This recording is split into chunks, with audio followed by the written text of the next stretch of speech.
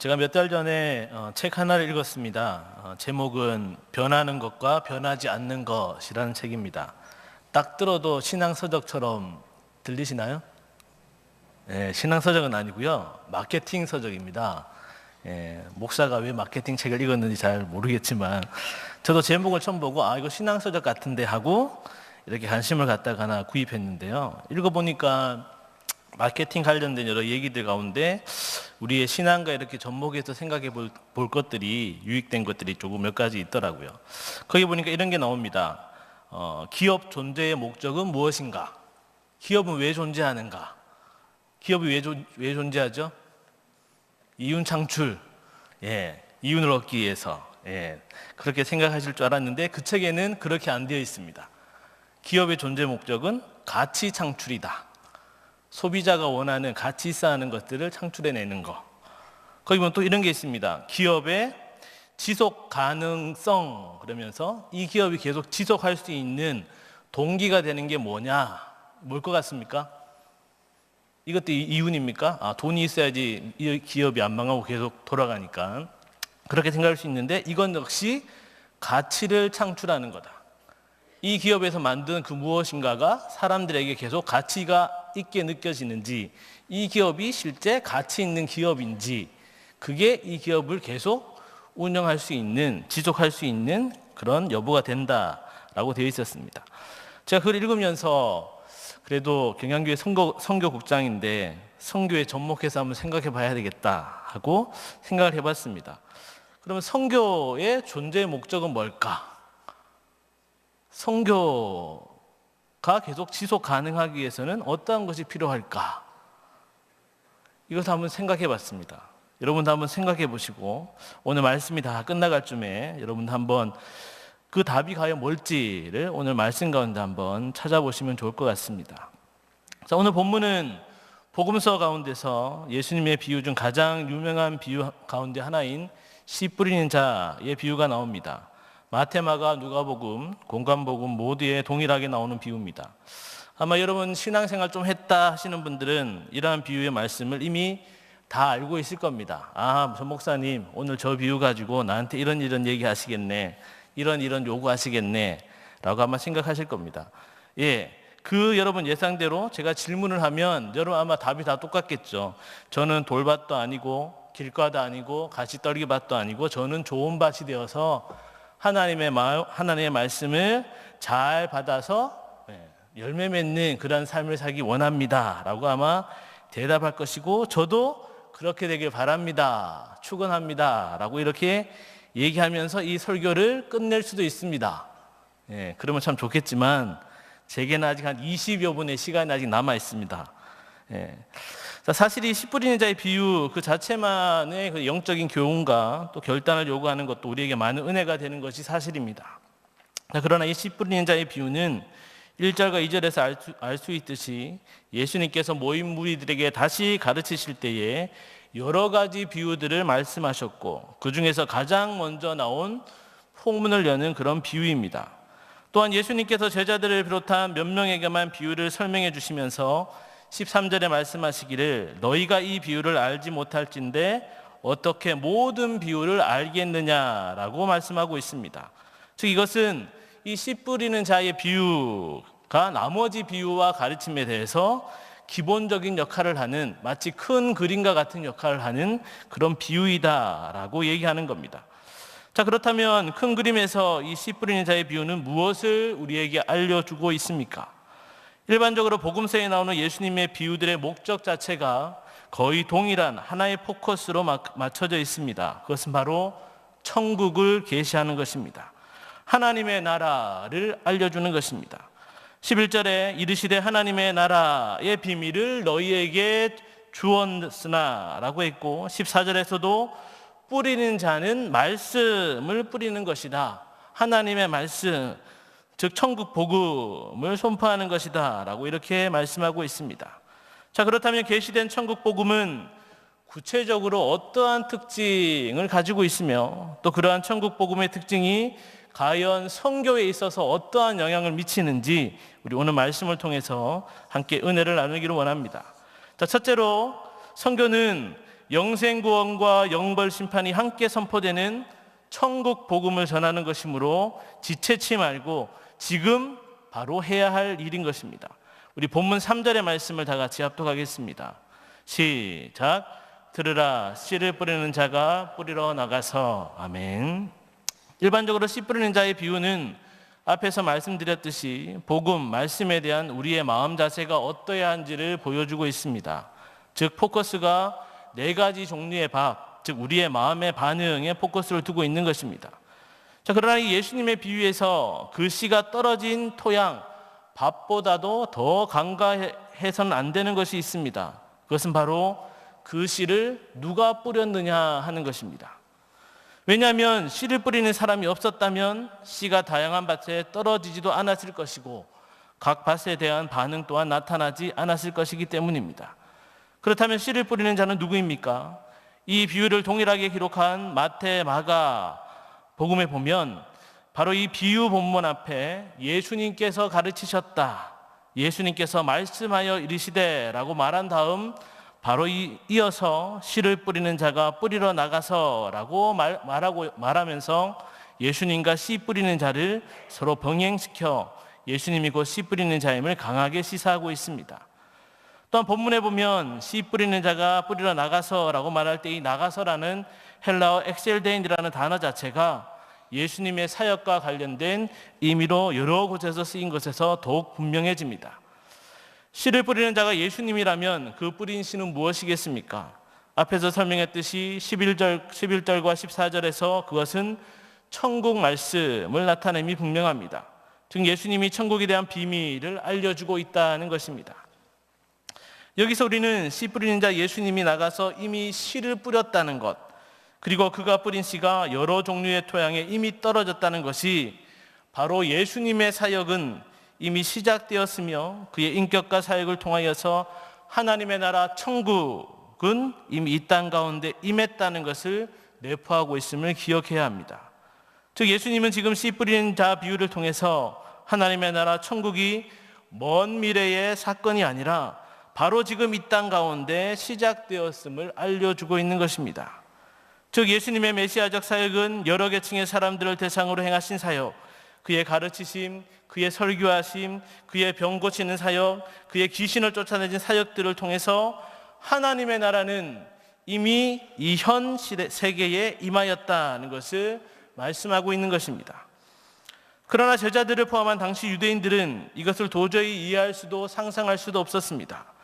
그들은 하나님의 나라 천국이 현 세상에서 이루어지는 것이 아니라 어디까지나 오는 세상에 실현되어지는 먼 미래의 것으로 여겼던 것입니다. 즉 당장 일어날 일이 아니라 아직 시간이 남아있는 그렇게 다급한 일이 아닌 것으로 생각했던 것입니다. 그러나 지금 예수님은 이미 천국이 이 땅에 임했다고 선포하고 계십니다. 그리고 이것은 그 천국과 더불어 하나님의 양과 연소를 구별하는 일 또한 시작되었음을 말하는 것입니다. 즉 하나님의 심판도 동일하게 임하여지고 있음을, 그리고 마지막 심판 또한 얼마 남지 않았음을 알려주고 있는 것입니다. 이미 도끼가 나무 뿌리에 놓였으니 좋은 열매를 맺지 아니하는 나무마다 찍어 불에 던져지리라는 예수님의 말씀이 결코 뻥이 아니라, 거짓이 아니라 반드시 오게 될 영벌 심판의 날이 이미 카운트다운에 들어갔음을 우리는 깨달아야 하는 것입니다. 그런 의미에서 천국 복음이요 말씀인 이 씨가 떨어짐에 대한 사람의 마음 자세가 어떠해야 하는지는 더더욱 중요할 수밖에 없습니다. 왜냐하면 그 말씀이 뿌리 내리지 못하고 자라지 못하고 열매 맺지 못하면 곧 영생 구원이 아닌 영벌 심판의 나락으로 떨어지는 것이기 때문입니다. 더 나아가 들을 기회를 가지지 못하여서 11절과 12절의 말씀처럼 보기는 보아도 알지 못하며 듣기는 들어도 그 비유를 깨닫지 못하는 외인들은 결국 돌이켜 제사함을 얻지 못하여 영벌 심판의 대로를 달려가는 어리석고도 불쌍한 자일 수밖에 없는 것입니다. 이렇게 천국 복음이 말씀은 영생 구원뿐만 아니라 영벌 심판이 함께 선포되는 정말이지 한 영혼의 생사를 결정하는 긴박한 현장인 것입니다. 1979년 평화시대를 사는 값을 해야 한다며 원로 목사님께서 세계 선교의 비전을 품으시고 다음 해인 1980년 경양선교회가 발족한 이래 38년이 지나도록 우리 경양교회는 세계를 받은 교회답게 세계 선교 깃발을 앞세우며 여기까지 달려왔습니다. 또한 많은 선교사님들이 한국에서의 편안함과 명예와 미래의 모든 것을 뒤로하고 산 넘고 물 건너 낯선 땅 선교지로 담대히 나아가서 가는 선교사로서의 충성되이 그 사명을 지금까지 감당하고 계십니다. 더불어 경양의 성도들 또한 보내는 선교사로 지금까지 묵묵히 기도하면서 물질로 후원하는 선한 일에 최선을 다하고 있습니다. 그렇다면 세계 선교를 위한 이러한 일들이 단 한 번의 멈춤이나 끊김없이 계속될 수 있었던 이유는 무엇이겠습니까? 개인의 비전이나 열정 때문이었겠습니까? 단순히 예수님이나 사람의 권명과 명령 때문이었겠습니까? 아니면 교회이기 때문에, 성도이기 때문에 당연히 해야 할 일이기 때문이었겠습니까? 물론 이러한 것들도 부차적인 이유는 될 수 있겠지만 궁극적인 이유는 바로 복음 그 자체에 있습니다.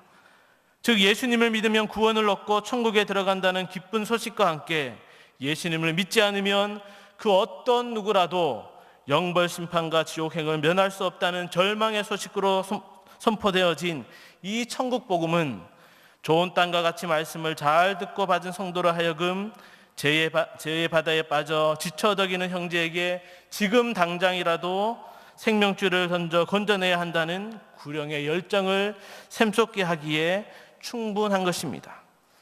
다시 말해 천국 복음은 99마리의 양보다 잃어버린 한 마리의 양을 찾아 나서게 하고 흑암에 사는 멸망당할 백성들을 보고 누가 할까라고 할 것 없이 내가 먼저 복음 들고 생명을 구원하는 것으로 발걸음하게 하는 원동력인 것입니다.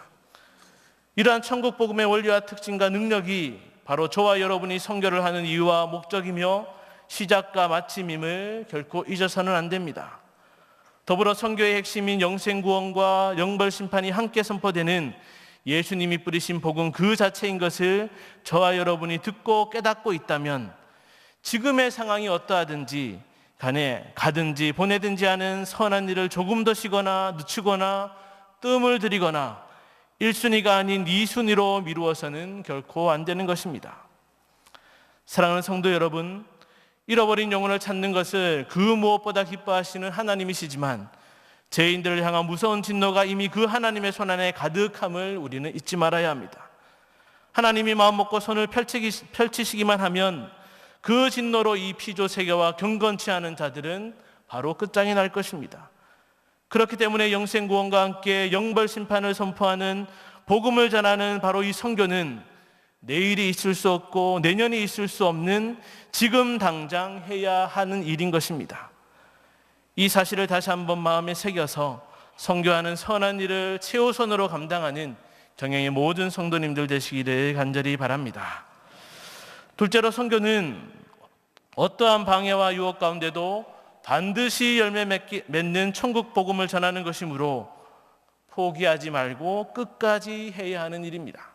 우리 본문 15절에서 20절의 말씀을 다 같이 합독하겠습니다. 시작. 말씀이 길가에 뿌려졌다는 것은 이들을 가리킴이니 곧 말씀을 들을 때에 사탄이 즉시 와서 그들에게 뿌려진 말씀을 빼앗는 것이요 또 이와 같이 돌밭에 뿌려졌다는 것은 이들을 가리킴이니 곧 말씀을 들을 때에 즉시 기쁨으로 받으나 그 속에 뿌리가 없어 잠깐 견디다가 말씀으로 인하여 환난이나 박해가 일어나는 때에는 곧 넘어지는 자요 또 어떤 이는 가시떨기에 뿌려진 자니 이들은 말씀을 듣기는 하되 세상의 염려와 재물의 유혹과 기타 욕심이 들어와 말씀을 막아 결실하지 못하게 되는 자요 좋은 땅에 뿌려졌다는 것은 곧 말씀을 듣고 받아 30배나 60배나 100배의 결실을 하는 자니라. 아멘. 방금 읽은 본문은 3절에서 8절까지의 씨 뿌리는 자의 비유에 대한 예수님의 설명의 내용입니다. 우리가 잘 알다시피 뿌려진 씨, 즉 하나님의 천국 말씀은 길가와 돌밭과 가시떨기와 좋은 땅 등 그것이 떨어진 곳이 어떠하냐에 따라 다른 결과를 내었음을 보여주면서 그 말씀을 받는 사람의 마음이 얼마나 중요한지를 다시 한번 상기시켜주고 있습니다. 그런데 여기서 우리는 한 가지 경각심을 가지고 봐야 할 것이 있습니다. 바로 하나님의 말씀이 떨어지는 상황, 말씀이 선포되는 그곳에 사단의 방해와 유혹들이 있다는 것입니다. 우리 앞에 4절에 보면 길가에 뿌려진 씨를 새가 와서 먹어버렸음을 15절에서는 사단이 즉시 와서 빼앗아갔다고 설명해 주고 있습니다. 이는 사단은 아직도 사람들이 말씀에 적절한 반응을 보이지 못하도록 그 즉시 방해를 일삼고 있음을 말합니다. 또한 5절과 6절에 보면 돌밭에 뿌려진 씨는 햇볕으로 말미암아 타버렸음을 17절에서는 말씀으로 인해 환난이나 박해로 넘어졌다고 설명해 주고 있습니다. 여기 환난이나 박해는 내부적인 요인이 아닌 사회적 환경과 같은 그런 외적인 요인들을 말합니다. 그리고 7절에 보면 가시떨기에 뿌려진 씨는 가시가 기운을 막았음을 이라고 말하면서 그것을 18절과 19절에는 세상의 염려와 재물의 유혹과 기타 욕심이 들어와 말씀을 막았다고 설명해 주고 있습니다. 여기 세상의 염려와 재물의 유혹, 기타 욕심은 마음에서 비롯된 내적 요인들을 말합니다. 그렇다면 좋은 땅은 어떠하겠습니까? 이 좋은 땅은 아무 방해나 아무 어려움이 없었겠습니까? 같은 본문을 기록한 누가복음에는 이 좋은 땅을 가리켜서 지키어 인내로 결실하는 자라고 표현함으로써 어떠한 환난이나 고난 가운데 이겨내고 인내했음을 보여주고 있습니다. 즉 마찬가지로 이 좋은 땅에도 힘듦이 있었고 어려움이 있었고 또 방해도 있었고 그런 여러 가지 고난이 있었던 것입니다. 이렇게 하나님의 천국 복음 말씀이 떨어져 선포되는 곳에는 반드시 방해와 어려움, 유혹들이 있는 것입니다. 이는 말씀이 육신이 되어 천국 복음 그 자체로 이 땅에 오신 예수님의 사역만 보아도 잘 알 수 있습니다. 즉 예수님도 사단으로부터 공격을 받았고 예수님의 인격과 사역은 당대 여러 계층의 사람들로부터 오해와 배척과 핍박을 당하고 심지어 십자가에 죽기까지 하지 않았습니까? 그러나 공중 권세 잡은 사단의 방해 공작으로 피할 수 없는 고난과 핍박이 있다고 해서 걱정할 필요는 없습니다. 예수님의 나라 천국 복음은 그렇게 공격당해 결국 망하게 되는구나 라고 생각할 필요도 없습니다. 세상 사람들의 비방 소리에 주눅들 필요도 전혀 없고 교회가 잠시 어려움을 당한다고 해서 이렇게 무너지는구나 라고 도망갈 필요도 전혀 없습니다. 왜냐하면 예수님의 천국 복음은 그 어떠한 상황 속에서도 싹이 나고 뿌리가 내리고 가지가 나고 자라나 열매를 맺게 될 것이기 때문입니다. 이러한 천국 복음의 특징을 본문을 통해서 확인할 수 있습니다. 각 절마다 각 땅에 떨어진 그 씨가 점점 생명이 더 연장되어져 가는 것을 우리는 확인할 수 있습니다. 길가에 떨어지는 씨는 떨어지자마자 새들에게 먹혀 싹이 날 틈도 가지지 못했지만 돌밭에 떨어진 씨는 어떠합니까? 싹을 맺었다고 했습니다. 가시떨기에 맺은 씨는 자라기까지 했다고 했습니다. 그러다가 마침내 좋은 땅에 떨어진 씨는 어떻게 되었습니까? 싹도 나고 자랐고 그리고 30배, 60배, 100배의 수확을 거두게 되었습니다. 같은 본문을 기록한 마태복음은 100배, 60배, 30배라고 또 누가복음은 단지 100배라고만 표현하고 있습니다. 그러나 중요한 것은 그 모두 다가 결실을 맺었다는 것입니다. 또한 좋은 땅에 떨어진 씨가 자라 무성하게 결실하였다라는 이 동사가 미완료 시제와 현재 분사가 사용됨으로써 싹이 나고 자라나고 결실하는 일이 과거뿐만이 아니라 지금도 계속 진행되고 있음을 우리에게 보여주고 있습니다. 이미 오래전부터 신학자들은 앞으로 성도 수도 줄어들 것이고 교회 수도 줄어들게 될 것이라고 말해왔는데 실제 그런 일들이 현재 벌어지고 있습니다. 확실한 데이터는 아니겠지만 한 해 문을 닫는 교회 수가 3,000개라는 통계는 전도하기가 갈수록 힘들어지고 사회 전반에 번져가는 기독교 탄압의 양상을 볼 때 납득이 되는 숫자인 것입니다. 각종 매스컴에서 떠드는 소리를 한번 들어보십시오. 하나님과 예수님을 비방하고 모욕하는 일, 교회를 무너뜨리기 위한 온갖 비방의 소리들이 끊이지 않고 있습니다. 선교지는 또한 어떠합니까? 새로운 종교법을 만들어서 규제를 하고 비자를 거부하고 추방하려는 빌미를 계속해서 만들고 있습니다. 중국 같은 경우 사드와 같은 정치적인 상황들이 발생하면서 선교사님들의 생활이 위협을 당하기도 하고 선교사님 몇십 가정이 추방을 당하기도 했습니다. 이슬람 가격 단체들로부터 생명의 위협을 당하기도 하고 한국보다 더 판을 치는 온갖 이단과의 싸움으로 선교사님들은 영육이 지치게 되는 일이 다반사입니다. 자녀 문제며 건강 문제며 문화와 언어까지 한국에서는 생각할 수 없고 생각하지 않아도 되는 선교지에서의 삶의 구석구석까지 사단은 작은 틈을 비집고 들어와 흔들어 놓고 있는 것입니다. 이러한 온갖 방해와 핍박과 어려움 속에서도 선교의 걸음을 멈추지 않고 하나님의 마음과 눈물과 손과 발이 있는 그 땅으로 달려간다는 것은 그 전하는 천국 복음이 선포되는 바로 그곳이 사단과의 치열한 영적 전쟁이 벌어지는 곳임을 이미 듣고 깨달아 알고 있음을 의미합니다. 정말이지 사단의 계략은 예수님이 재림하는 때에 가까이 가면 갈수록 더욱 발악을 할 것이고 치밀해질 것이고 새와 햇볕과 가시떨기로 천국 복음을 선포하는 선교를 방해하고 공격하기 위해서 총공세를 펼칠 것입니다.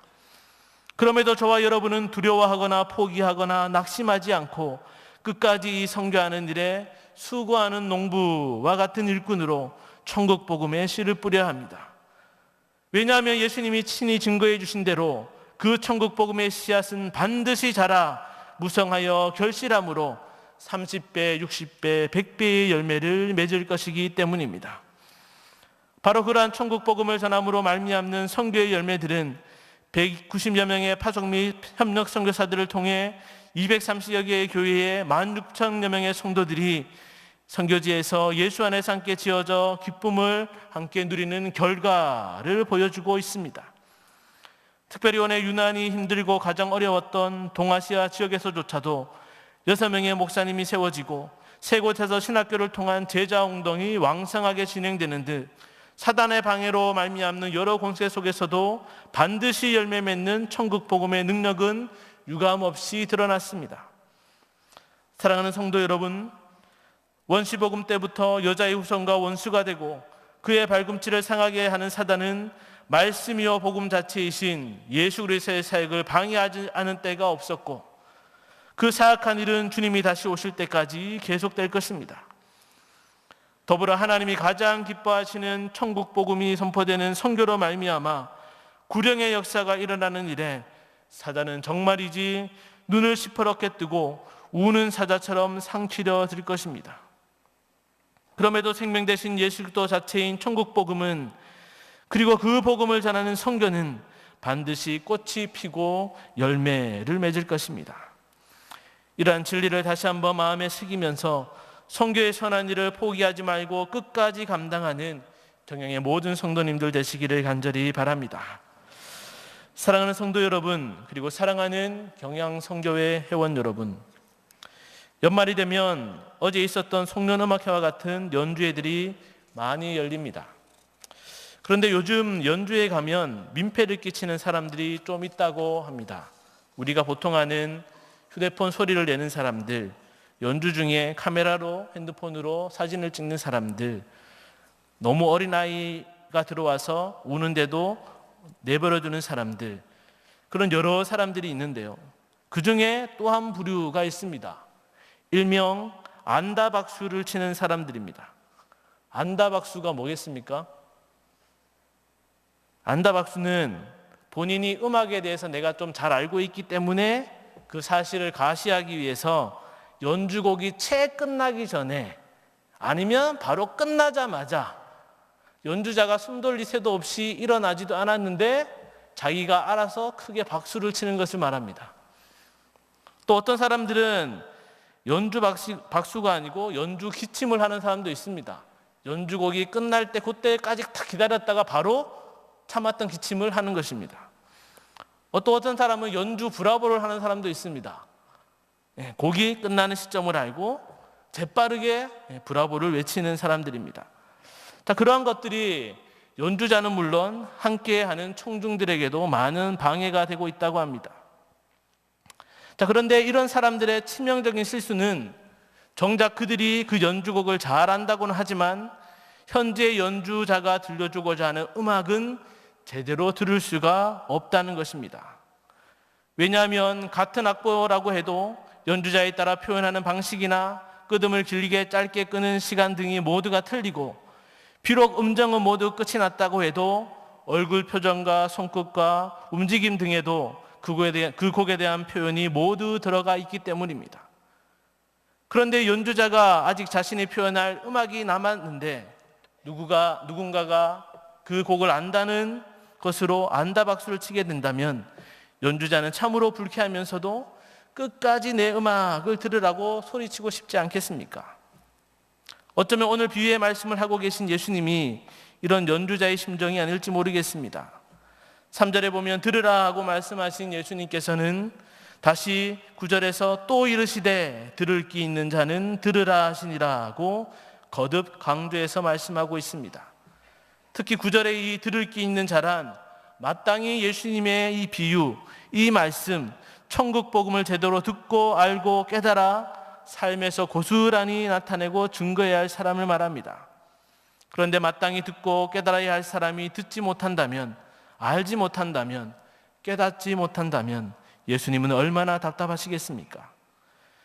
그러한 답답함으로, 간곡함으로 저와 여러분에게 들으라고 하시는 천국 복음을 우리가 제대로 듣지 못한다면 그 또한 얼마나 예수님이 답답해 하실 일이겠습니까? 그러나 우리가 예수님께서 전해주시는 이 천국 복음을 제대로 듣고 깨달아 안다면 우리는 허락된 그 모든 선교의 사명들을 더 힘있게 감당할 수 있습니다. 왜냐하면 저와 여러분은 영생구원과 영벌심판이 선포되어지는 천국 복음이 전파되는 그 현장에서 선교의 참 의미와 목적을 바로 깨달을 수 있기 때문입니다.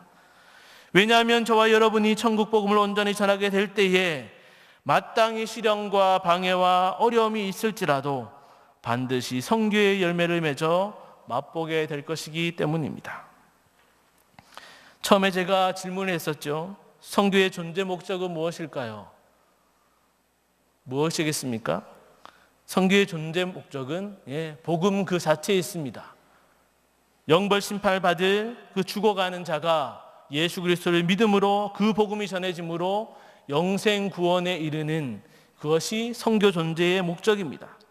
그렇다면 그 선교를 계속해서 지속해가는 지속 가능성의 여부는 무엇이겠습니까? 그것 또한 바로 복음 그 자체입니다. 이 복음을 전할 때에 어려움이 있고 힘듦이 있고 박해가 있고 고난이 있지만 어떠하다고 했습니까? 뿌리가 내리고 자라고 열매를 맺고 30배, 60배, 100배의 풍성한 가시를 맺는 일이 이 예수 그리스도의 복음에는 들어있기 때문입니다. 우리가 선교할 때 이 복음을 중심하여서 이 복음을 가지고 우리가 선교를 하면 우리가 하는 이 선교는 지치거나 그만두거나 멈추는 일이 없이 계속해서 계속되는 하나님의 선교가 되는 것입니다. 우리는 이러한 사실을 다시 한번 기억하고 또한 예수님의 천국 복음이 가진 의미를 바로 듣고 깨달아 또 알고 그것을 전함으로 2018년도에도 또한 주님이 다시 오시는 그때까지도 가든지 보내든지 하는 선교의 사명을 힘있게 감당함으로 승리의 그날에 영광과 찬송을 주님께 올려드리는 경영의 모든 성도님들과 경영의 모든 선교 회원 여러분 되시기를 주님의 이름으로 간절히 축원합니다.